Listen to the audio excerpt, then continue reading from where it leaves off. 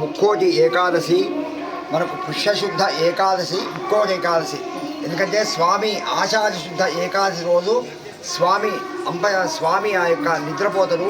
నిద్రపోయి ఈ ముక్కోటి ఏకాదశి రోజు స్వామి వెళ్ళిపోతాడే. స్వామి 6 నెలలు, మనకు 6 నెలలు అయితే ఒక స్వామికి ఒక పూట అన్నమాట. ఇట్లా మనకు పొద్దున మధ్యాహ్నం కలిసి స్వామికి 1 సంవత్సరం.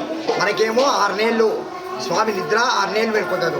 స్వామి ఈరోజు ఈ యొక్క వైకుంఠంలో ఈరోజు మేల్కొంటాడు. ఈ స్వామి వైకుంఠంలో ఎప్పుడైతే మేల్కొంటాడో సమస్త దేవతలందరూ కూడా వైకుంఠ ద్వారం అన్నమాట. స్వామికి ఆ వైకుంఠ ద్వారం ఉంటుంది కలియుగంలో. ఆ ద్వారం ద్వారా ఇంకా వచ్చి స్వామిని ఇంకా సేవించుకున్నట్లయితే మనకు ముక్తి అన్ని కలుగుతాయట. మనం చేసిన పాపాన్ని తొలగిపోతాయి. ఎప్పుడు గుడికి రాకపోయినా సరే ఈ ముక్కోటి ఏకాదశి రోజు కింద వస్తే స్వామి మేలుకుంటాడు. కాబట్టి స్వామి యొక్క పాదర్శం వల్ల మనకందరికీ అన్ని కష్టాలతో మన శుభకలుగుతుంది. మా ఈ యొక్క వైకుంఠ ఏకాదశి రోజు చాలా చేసిన రోజు ఉత్తర ద్వాదశనం మనకి యొక్క మన ఈ దక్షిణ దేశంలో ఉన్నటువంటి శ్రీరంగాపురంలో శ్రీరంగ దేవాలయంలో ఈ యొక్క వైకుంఠ ద్వారం ఉంటుంది కదా. ఆ ద్వారం ఎప్పుడుగా తెరవరు. 1 సంవత్సరానికి ఒక ద్వారమే వైకుంఠ ద్వారం. శ్రీరంగ మహాపతి అనమాట. శ్రీరంగం అంటే శ్రీరంగం వైకుంఠం అనమాట. మనకి ఇంకా ఆ యొక్క శ్రీరంగంలో ఇది ఇంకా మనమైతే అక్కడ వెళ్ళలే మనం దర్శనం చేసుకోవాలి.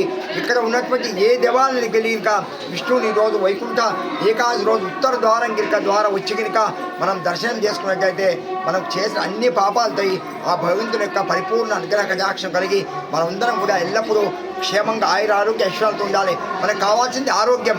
మిగతావన్నీ ఎలాగన్నా సంపాదించుకుంటాం.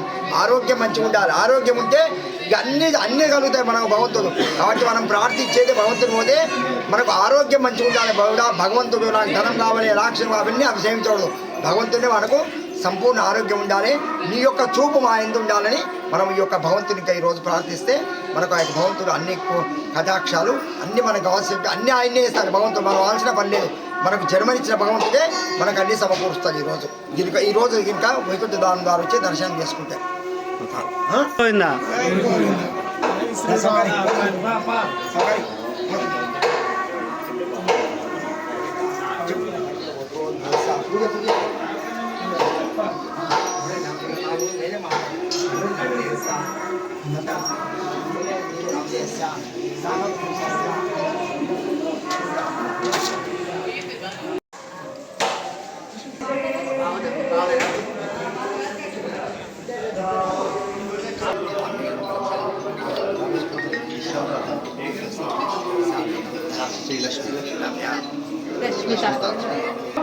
పెడతా తీసి పెడతా.